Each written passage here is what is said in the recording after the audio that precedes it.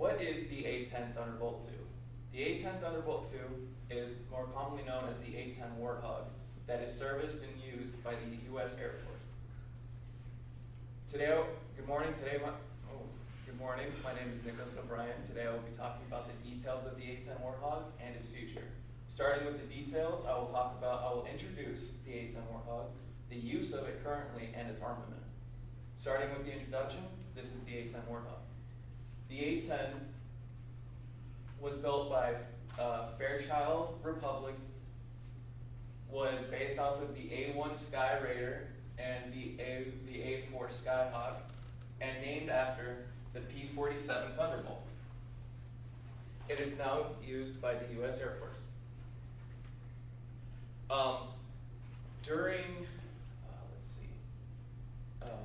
A story that goes along with the A-10 is that 6 Marine Special Operations Unit soldiers were doing, they were cut off from their squad, and then they couldn't call for helicopter support. They were surrounded by insurgents, and 300 miles away, 2 A-10s carried out a 4-hour airstrike against the insurgents and killed dozens of them. And they earned the Distinguished Flying Cross. The use of it currently is as a close air support in the U.S. Air Force. Now, there was a A-10 pilot named Thornton who battled a sandstorm and a hailstorm of anti-air to carve a path for infantry and armor, killing 3 tanks, 6 armored personnel carriers, and several utility vehicles, earning the Silver Star Medal. Now, the armament on the A-10 is that it has twin General Electric turbofans, and its pilot and avionics sit in a titanium armor cockpit named the Bathtub. Now, most famously, the A-10 surrounds the 30mm Avenger Gatling gun, and it has underwing attachments as a air-to-surface missile, cluster bombs, hydro-rocket pods, a electronics countermeasure pod, air-to-air missiles, laser-guided bombs, and GPS-guided bombs. Now, I will be showing you a video of the 30mm Gatling gun.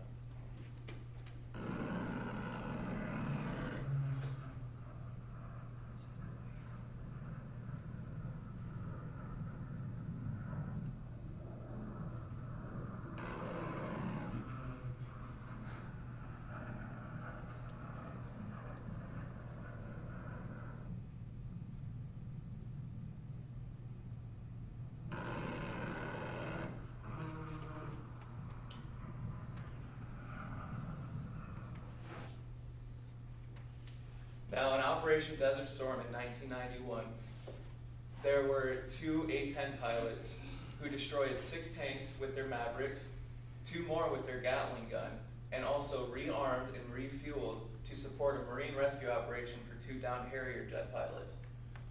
Now, I'll be showing you a graph regarding 2015 ISIS sorties handled by the U.S. Navy and Allies and the Air Force.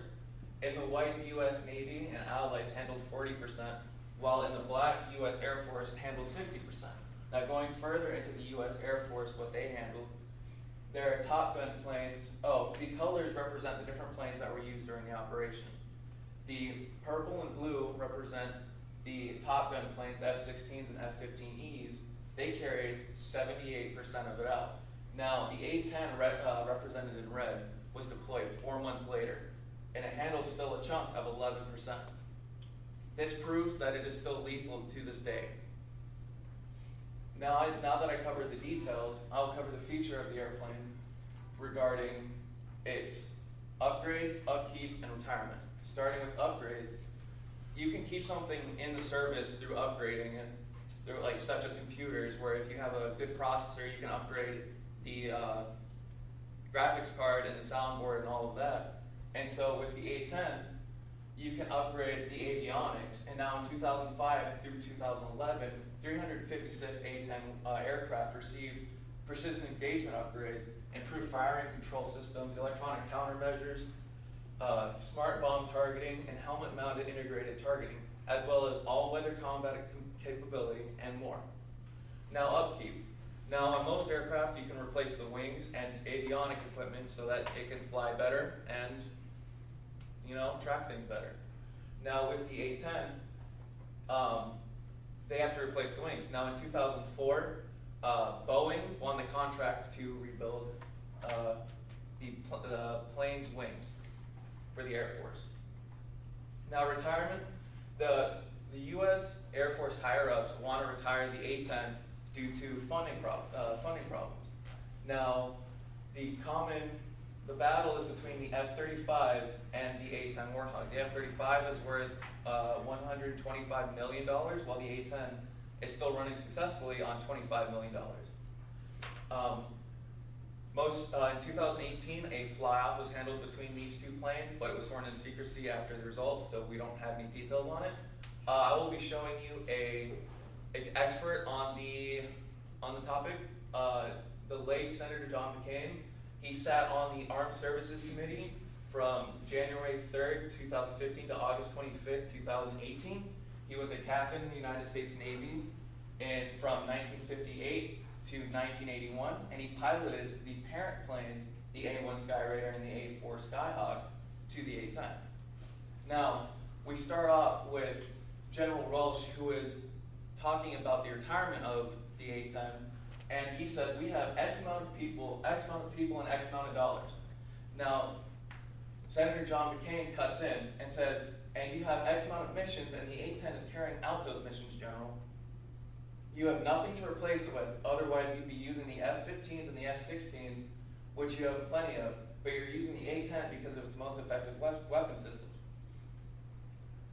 I've had a little military experience myself, including close air support, and for you to sit there and tell me that we would be using the F-16 and the F-15 when we are and your plans are to use the F-35 10 times the cost. I talk to people who are doing the flying, who are doing the combat, who say that the A-10 is by far the best close air support system we have. This was the Armed Services Committee SD G50, which is an actual Senate hearing. Now this proves my point that even though they want to replace it, they're using a plane that is much more expensive than it. And to include that even the Armed Service, who it provides the funding towards the Air Force, says that the A-10 should be kept around and that it is still lethal. Today I talked about the A-10 Warthog and its future, and I would like you to leave off with, in the details section of my presentation, that through service it is still lethal. It has stood in the service for 41 years, which is a little bit older than me, and for the future, that through upkeep and upgrades, it can stay in service. Now, I started with, what is the A-10 critical to? Now, I'll leave you with, why get rid of something useful? Count of 2 1 2 3.